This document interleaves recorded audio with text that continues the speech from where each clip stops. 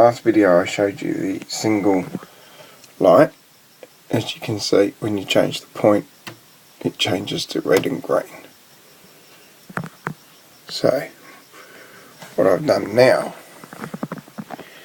is, see if I can set this up for you.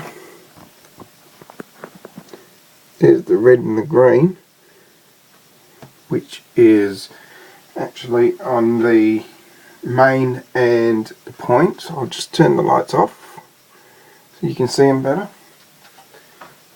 And when you change the points, the signal changes with it.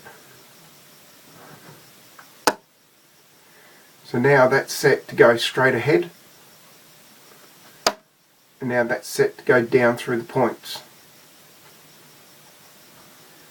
So that's my other one which I've done. That's using the two LEDs, the bi-coloured ones. One's wired backwards to the other one, so when one's on red, the other one's on green.